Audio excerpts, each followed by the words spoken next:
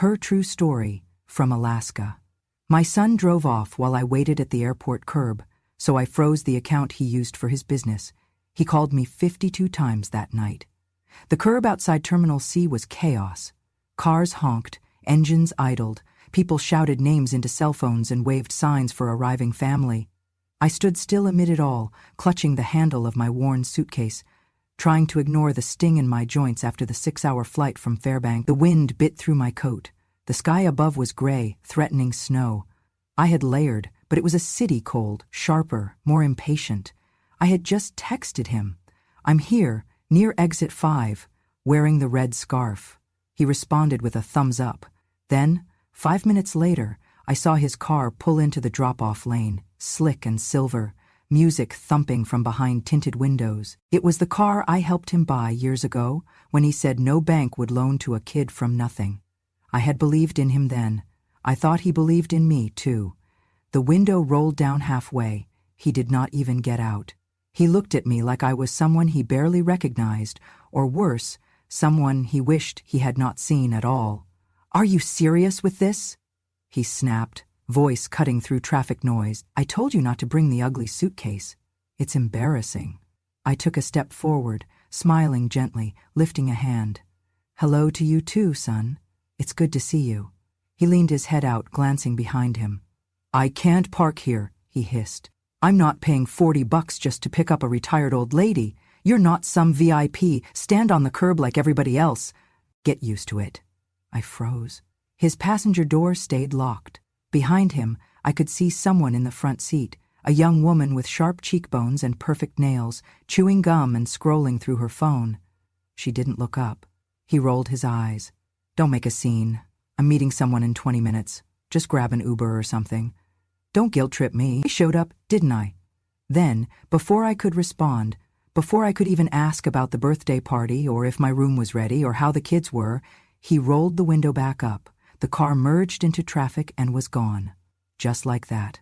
I was still holding the scarf, my hand raised as if in greeting when my phone buzzed. One message. "Book your own Uber. I'm busy." That was it. No apology, no explanation. Just dismissal. Like I was a stray package left in the wrong terminal. The wind gusted again, rattling the plastic sign over the bench. I lowered myself down slowly, my knees cracking, the metal cold against the back of my legs. My suitcase, faded, patched, loyal, sat beside me like a dog waiting for instructions. All around me, other people were reuniting. Hugs, laughter, tears. A boy ran into his grandfather's arms. A couple kissed beneath a welcome home banner. It might as well have been another planet. I sat there quietly, breathing through my nose, willing the sting in my chest to settle into something manageable. I did not cry. Not because it didn't hurt, but because I had cried enough in my life to know when it would matter and when it would not. Instead, I reached into my bag, pulled out my old phone, and opened the banking app I hadn't touched in months. The signal was weak, but it loaded. I tapped through the layers of security he had forgotten I still had access to. And there it was. The business account I had helped him set up 12 years ago, the account that had kept his dream alive, that I had funded from my savings and from the sale of my cabin's second lot. At the time, he said it was just until he got on his feet. He needed my name, my credit score, my trust. I gave him all three. He had kept the account active under both our names, probably because it never occurred to him that I'd look at it again. He was the CEO now, self-declared and publicly branded on all his social media. He had photo shoots, hashtags, a line of overpriced coffee beans, but the truth was right there in the details. I was still the primary, he was just a user. A very privileged, very replaceable user. The number at the top was clear, $482,617.21. I stared at it for a long moment, not in anger, in clarity. I tapped once, then again. Then I scrolled to the section marked Controls. There, in small letters, was the option Freeze Account. I placed my thumb on the button and paused. The wind howled around me. A plane roared overhead. Somewhere a child cried, and I pressed. Not hard, not angrily, just enough. The screen blinked, confirmed. Account frozen. I slipped the phone back into my coat pocket. Then I leaned back on the bench, folded my hands in my lap. and waited for the night to fall. It had not always been like this. There was a time, long before the tinted windows and tailored suits, when my son used to sit at the kitchen table in our little house in Fairbanks, his fingers wrapped around a chipped mug, his eyes lit with dreams too big for the room we were in. He talked about coffee like it was art.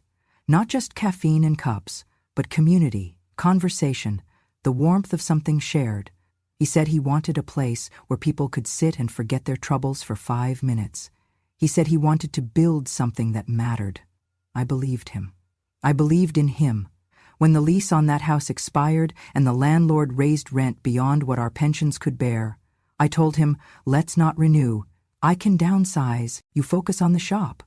We moved into a 1-bedroom cabin outside of town, me and my dog Lucky. It was cold, drafty, but it was ours. I learned to split wood. Learned to live without a dryer. I gave up Saturday night bingo to save on gas. Meanwhile, he worked. Or so I thought. He pitched his dream to me like a business plan but asked for the money like a son. He said no one would give him a loan without collateral, that banks still saw him as a kid with no assets. But I had good credit, clean history, a solid name. Just help me get started, Ma, he said. Stand in for me. Be the primary. I'll take care of everything. I swear. I signed the papers the next day. The amount wasn't small. It was everything I had from the house sale, every bit of my retirement cushion. Enough to set up the lease, buy equipment, design the logo, and get his website off the ground. He named it Blue Ember Roasters. I used to smile at that name. He said it reminded him of winter mornings in Fairbanks, cold on the outside, warmth within. At the grand opening, he introduced me to customers as the reason this place exists. He kissed the top of my head in front of the cat, said, "My mom's the backbone of this business." It was the last time he said that out loud. After that, the thank yous faded. The check-ins got shorter. The updates stopped coming altogether. But I never asked, not once, because I trusted that I had done the right thing. A mother is supposed to let go when it's time, right? Let them grow, lead, build. You do not raise a child for your benefit. You raise them so they can stand without you. Still, there were signs. He stopped calling me Ma, started saying Anna in emails. He posted photos with investors, influencers, and people who looked nothing like the world we came from. His cafe grew into a brand, but I was no longer part of the story. I was just the name on the papers he hoped people would forget. I told myself it was okay, that he was busy, that he meant well. Until today. Until he rolled down the window, said those words, and drove off like I was a mistake in his calendar. Now, sitting on this bench with my fingers still cold from the wind, I could see it clearly. This was not a misunderstanding. This was a shift, a slow, quiet betrayal that began the moment he stopped needing me, but still used me. And still, I had not said a word. Not when he changed the passwords and told me it was for security. Not when the quarterly reports stopped arriving. Not when I had to ask a neighbor to look up the shop's hours online because he had not answered my calls in weeks. I had taken it all in silence. Because silence, to a mother, sometimes feels like patience. But tonight, on the curb of a city I had traveled so far to reach, alone and unwelcome, I understood the difference. Silence can be a gift, but it can also be a grave. And I was done burying myself alive for someone who had already written my name out of the story. The hotel lobby was quiet by the time I checked in. The clerk was polite but perfunctory. He did not ask why an old woman was traveling alone, why my cheeks were still flushed from standing in the cold, or why my voice shook just slightly when I asked for a room for one night only. He handed me the keycard and pointed toward the elevator. The room was clean, sterile. A place meant for transitions, not for living. I set down my suitcase, took off my coat, unwrapped my scarf slowly, as if unwinding the insult still clinging to it. Then I sat at the edge of the bed, took a deep breath, and opened my phone again. The screen was dim, my hands were tired, but I knew exactly where to go. The bank app took a few seconds to load, longer than I remembered. Maybe because I hadn't opened it in so long, or maybe because, for the first time in years, I wasn't afraid of what I might find inside. It asked for a passcode. I entered the numbers from memory. My granddaughter's birthday. 6 digits that had once brought cake and laughter and tiny handprints on the kitchen wall. Now they brought access. And there it was, the business account. Blue Ember Roasters Holdings LL Halpern. I stared at that line for a long time. There was a time I thought my name there was just symbolic, that it meant little more than history. That he had taken full control and I was merely a placeholder in a system that no longer cared about who started what. But the truth was clearer than any bank statement. He never removed me, never transferred ownership. He must have assumed I would never log in again, that I would forget the structure, the agreement, the fine print, but I hadn't, and now it was all in front of me. Transaction logs, vendor invoices, payroll reports, tax filings, all under my name, all dependent on the trust I had given him when he said, "Just until I get started, Ma, just until I'm strong enough to stand alone." The balance glowed on the screen. $482,617.21. It was not just a number. It was my home sold in Fairbanks. My retirement fund cashed early. My winter coat sacrificed for his espresso machine. My Friday night dinners skipped so his website could launch. It was every time I had said yes when the safer answer was no. He thought that money was his legacy. But it was mine. I scrolled to the section labeled Account Controls. A single line, simple and understated. Freeze account. I hovered over it. My finger didn't tremble, but my breath did. I let it sit there for a moment, and in that moment, I remembered everything. The voicemail he left last Christmas. Too busy, maybe next year. The birthday card I sent that was never acknowledged. The photo he posted online, posing with strangers, calling them family, while I watched from across the country. And then, tonight, the window rolling down, the words like poison in public air. "You're not a VIP. Stand on the curb like everyone else." He had looked at me like I was baggage, like I was something he had outgrown. He chose image over inheritance. He chose convenience over compassion. He chose to drive away. And now it was my turn to choose. I tapped the button. A prompt appeared. "Are you sure you want to freeze this account? This will disable all transactions immediately." I smiled, not in vengeance, in clarity. I tapped yes, the screen blinked, then updated. Status, frozen. No alarm, no warning, just a silent severing, a quiet reclaiming. I leaned back, set the phone on the nightstand, and looked at the ceiling. There were no fireworks, no applause, only silence. And in that silence a truth settled in my bones. He had forgotten who I was, but I hadn't. And now, neither would he. The first call came 5 minutes after I froze the account. I was still sitting in the hotel room, hands folded in my lap, the phone resting screen up on the nightstand. When it lit up, I didn't flinch. I just watched the name flash across it, Aaron, and listened as it vibrated once, then again. It stopped. Then came another, then another. I didn't answer. I didn't move. I just sat there in the quiet hum of the room's heater, watching my son's name appear again and again, like a silent storm trying to batter its way back in.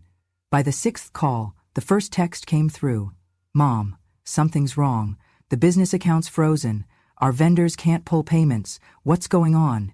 I didn't respond, not because I didn't know what to say, but because I had said too much already. For too many years, in too many ways he refused to hear. The calls kept coming.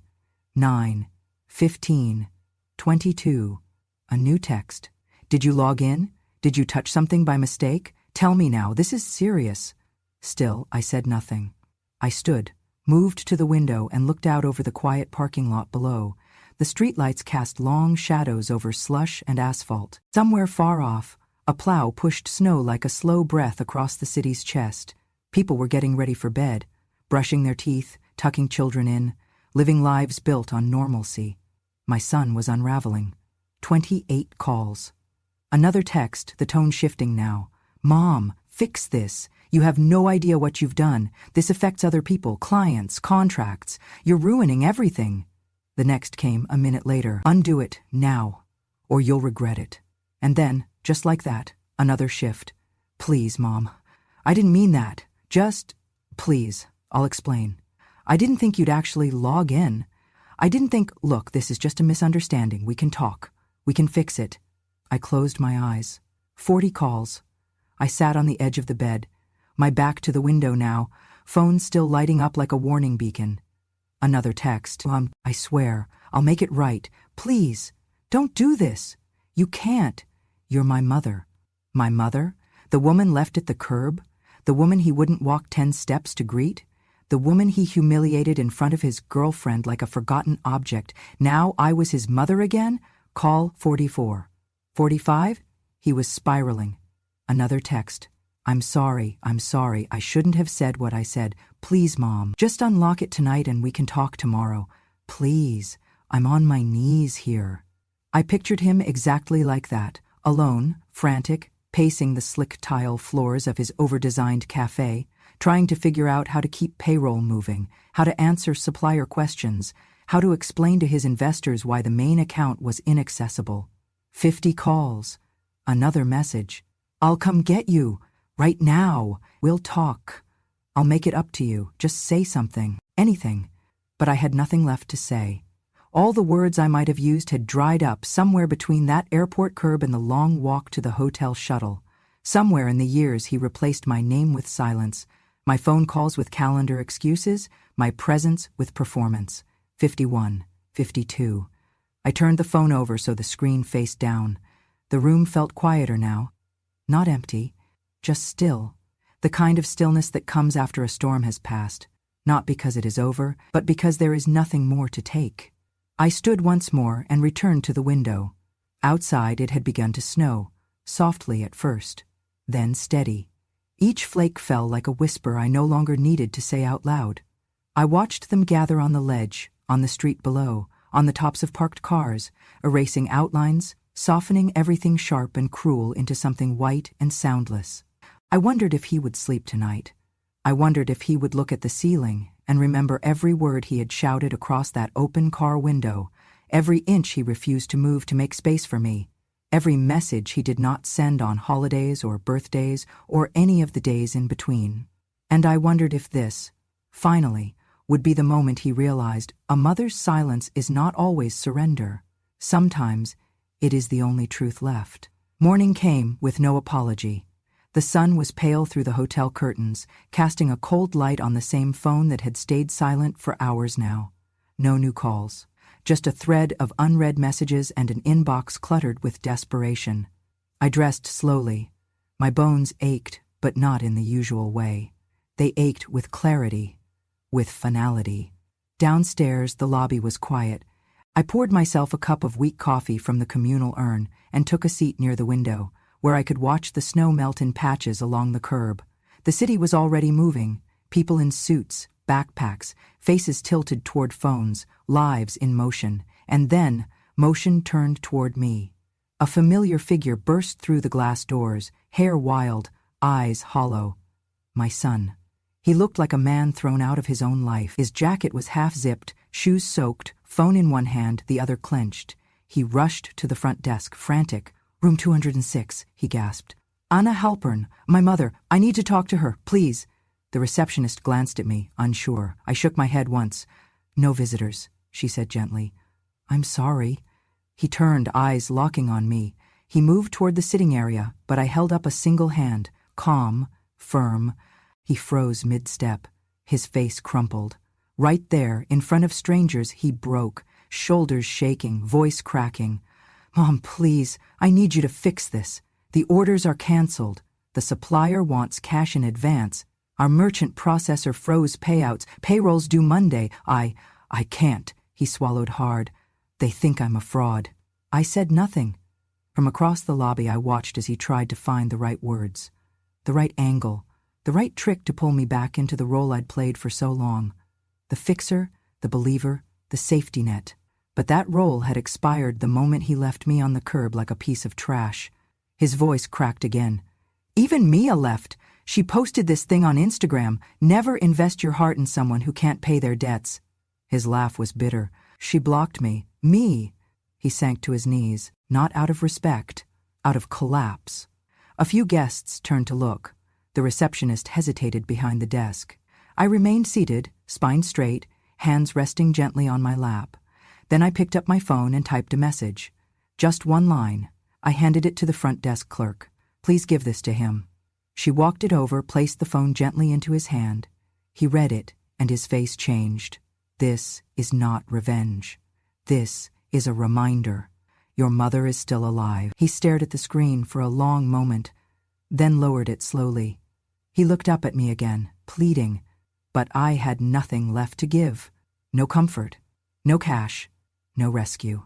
He rose shakily to his feet, nodded once, and walked back out into the snow, not like a man wronged, but like a boy finally seeing the cost of forgetting who held the door open for him all those years. I turned back to my coffee. It was still warm. The office looked the same as it had 20 years ago, same wood-paneled walls, same faint scent of old leather and winter coats. The receptionist had changed, now a younger woman with glasses and a polite smile, but the warmth of the place remained. That was why I came back. "Anna Halpern," I told her. She stood. "Mr. Grayson is expecting you right this way." Harold Grayson had been my lawyer since the day I sold the house in Fairbanks. He had walked me through paperwork I barely understood, read every line twice, and never once made me feel small for asking what capital gains meant. When my son had needed help opening the business, Harold had drawn up the joint account structure himself. Now, I was here to undo it. He rose when I stepped into the office, the same sturdy man with the same steel-gray hair, now thinner, now slower. "Anna," he said, with that voice like a steady fire, "you look like a woman with something to settle." I smiled faintly. "That obvious?" He gestured to the seat across from him. "When you come in wearing your church coat and not your gardening one, I know it's serious." I sat, pulled the manila folder from my bag. He set it on his desk. "I need to transfer full control," I said. "Remove my name, sever all legal ties. If it sinks, I won't be holding the rope." He opened the folder, reviewed the account documentation. "This is the same account we set up 12 years ago." I nodded. He looked at me, eyes sharp but kind. "You do realize legally you're in control. You don't need to transfer anything. You can freeze, dissolve, redirect, restructure. It's all yours." "I know," I said, "but I don't want to control it. I just want to be out of it." He studied me for a moment, then he leaned back. "You're sure?" I nodded once. He tapped his pen against the folder.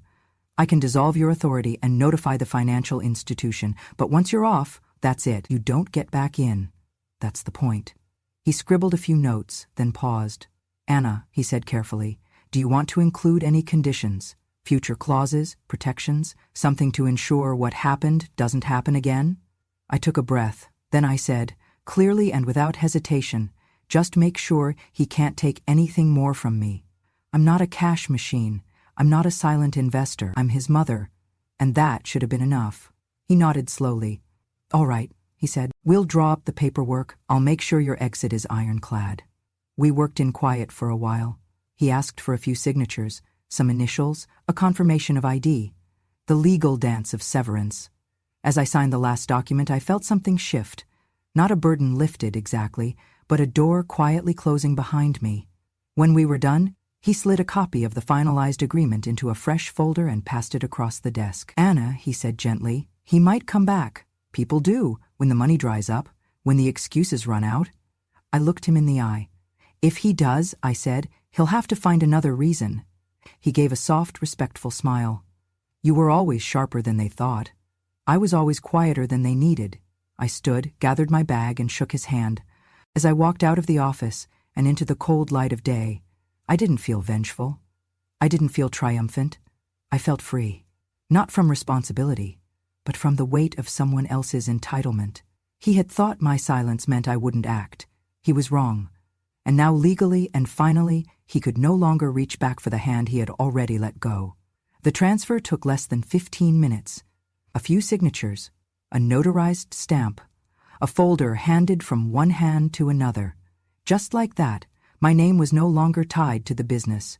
But more than that, it was now tied to something far more enduring. The Haven for Elder Women was a quiet little organization run out of Anchorage. No flash, no fancy websites, no buzzwords, just warmth, meals, beds, shelter for women like me, mothers, widows, grandmothers, left behind after giving too much for too long. When I called them, the director answered herself. Her voice was tired but kind. When I explained what I wanted to do, she didn't interrupt. She just listened. And when I told her the number, $482,000. She gasped, then began to cry.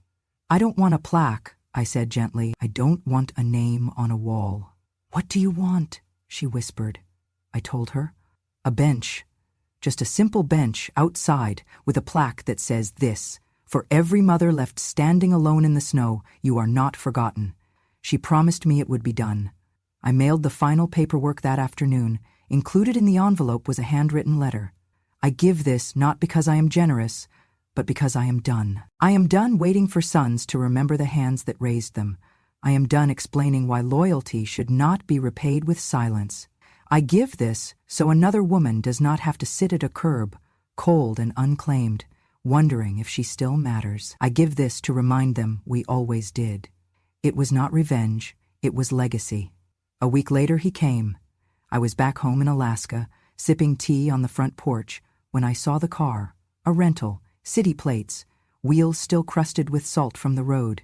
He stepped out slowly, not with confidence, not with swagger, but like a man who knew he had run out of doors to knock on. He walked up the path, paused at the bottom of the steps, and then dropped to his knees.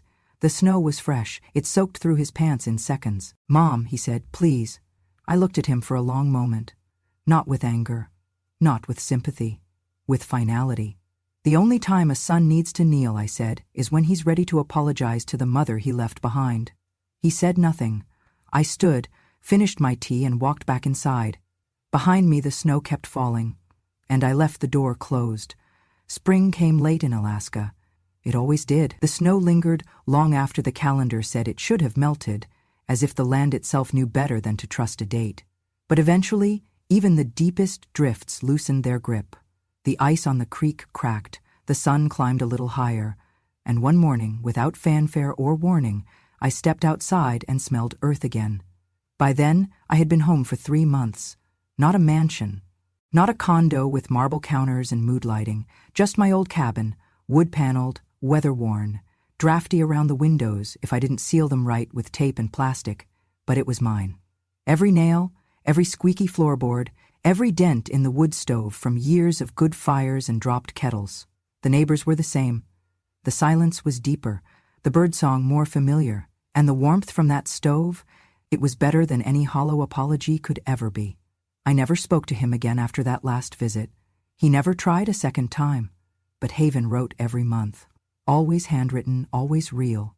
They told me about Esther, a 71-year-old woman who left her abusive son-in-law in the middle of the night and found a bed at Haven, thanks to a program my donation had made permanent. They told me about Brenda, who cried when someone handed her a toothbrush and said, "You're safe now."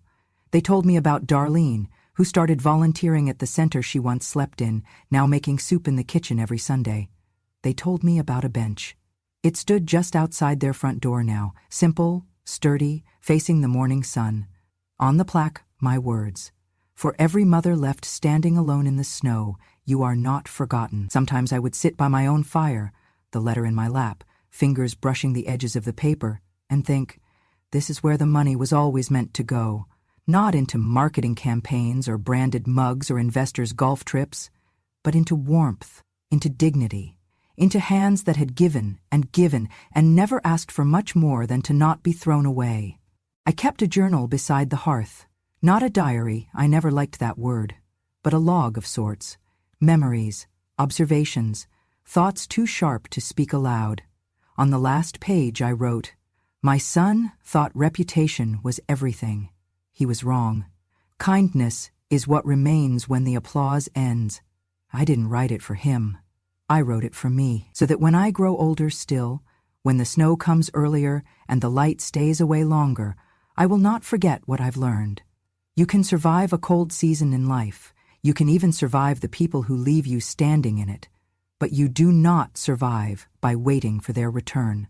You survive by building your own fire and letting it burn for someone else who might need it next. These days, I don't check the news. I don't follow the market. I don't scroll through old messages. I grow herbs in old coffee cans on the windowsill. I bake bread when the air feels still. I send small checks in envelopes with no return address. And when the sun hits the lake just right, I sit outside, close my eyes, and listen, not for footsteps, not for apologies, but for birdsong, because that's what healing sounds like. Not loud, not fast, but real and warm, even long after the snow is gone. The letter came in spring. Not from him, he wouldn't dare, but from someone I never expected. His daughter. My granddaughter. Lily. I had not seen her since she was 10, the last time I was allowed to visit the house before her father stopped inviting me. Even then, I remember how she had clung to me when I left, whispering, "Next time bring your cookies." Now she was 22, in college, halfway across the country. Her handwriting was unsure, slanted, but honest. No typing, no emails, just ink on paper. "Dear Grandma Anna, Dad told us you were gone. Not dead, just not interested anymore. I believed him for a while, and I'm sorry for that. But last month I visited Haven. One of my classes partnered with them for a volunteer project. I didn't know, God, Grandma, I didn't know. Your name was on a plaque, a bench, and they told me what you did, what you gave. They said your gift saved the shelter, gave women warmth, beds, safety. I sat on that bench for a long time, and I thought, what kind of woman gives everything and never asks to be thanked? I think I know now. You were never the one who left. He was. I just didn't see it then. But I do now. If you're still in Alaska, I'd like to visit. Just for tea, just for you. Love, Lily." I read it 3 times before setting it down. My hands were steady, not because I wasn't emotional, but because something in me had healed just enough to hold joy again. I wrote back the same day, "Lily, I never left. My door was always closed by others, never by me. You're welcome here. Not for tea, not for explanations, just for you. Bring no guilt, bring no apologies. Just bring yourself. And if you still like cookies, I've kept the recipe. With love, Grandma Anna." She arrived 2 weeks later. The plane was late, the bus slower, and the taxi driver needed directions twice, but she found her way. And when she stepped onto the porch, cheeks red from the cold, eyes wide from the sky, I knew instantly she had her mother's kindness. Not her father's polish, not his ambition. Her hands were the same shape as mine. We hugged in silence. No speeches, no performances, just arms that remembered. Inside she asked for nothing. She did not probe the past. She simply made tea, set the table, and told me about books, about school, about how she wanted to study social work and maybe, just maybe, open a place like Haven one day. I watched her as she spoke, the warmth in her voice, the thoughtfulness in her pauses. And I knew, legacy is not always passed through will or wealth. Sometimes, it skips a generation and lands where it belongs. That night before bed, she stood near the fireplace staring at the flickering logs. "Why didn't you ever fight back, Grandma?" she asked. I looked up from my knitting. "Because sometimes," I said, "you don't need to fight loud. You just need to outlast the noise." She nodded slowly, and then she smiled. "Is it okay if I sit on your bench tomorrow?" "It's yours now," I said. It always was. The next morning we walked through the melting snow, side by side, to the edge of the property where the lake thawed like glass under the sun. The bench sat there, still, simple, honest. She ran her fingers along the plaque. Read it aloud. "For every mother left standing alone in the snow, you are not forgotten." She turned to me. Her eyes glistened, and in that moment, I knew I had not raised a son who understood, but I had helped shape a girl who would change the world anyway. If you've ever stood alone, on a curb, in a hallway, or at the edge of someone else's success, wondering if they'd ever look back for you, then let this be your answer. You were never the one who left. They turned the wheel. They chose distance. They set the silence in motion and blamed your stillness for the echo. You stayed. With the casserole dish that never got returned, with the voicemail they never answered, with the photo frame they didn't pack when they moved up and out and on. You stayed because that's what women like us do. We hold the door open, we keep the fire lit, we leave the porch light glowing long after they said they were coming home. And sometimes, no one comes. Here on Grandma, True Stories, we don't shout our pain, we remember it, we name it, and sometimes, quietly, we answer it. We are not here to beg for sympathy. We are not asking for flowers or phone calls from people who never meant to make them. What we ask is simpler, sharper. that our stories be heard. Because for too long, women like us have been treated like wallpaper in someone else's house, expected to be sturdy and silent, useful but invisible. They called it strength when we swallowed our grief, patience when we waited without complaint, loyalty when we gave without limit. But here's what they never understood. Silence is not weakness. It is strategy. And memory? Memory is not clutter. It is evidence. Every unkind word you thought we forgot, we wrote it down in a language made of restraint. Every time you rolled your eyes, walked ahead, changed the subject, we took note, not to hurt you, but to know the truth. And now we tell it. If this story moved you, if it stirred something you've buried too long, then know you are not alone. If you saw yourself in the woman on that curb, if you saw your mother or your grandmother or the parts of you that no one ever thanked, then take this as your moment of recognition, because justice doesn't always wear a badge. Sometimes it wears a scarf, waits at the curb, gets mistaken for luggage, and lives long enough to write the ending herself. Here, we give her the pen. So if you haven't yet, subscribe to Grandma True Stories. Stay with us. Listen to the stories the world tried to ignore. The stories that don't trend, but linger. That don't sell fast, but stay. Because we are not done. We are just beginning. And the quietest women in the room? They are the ones the world should have feared all along.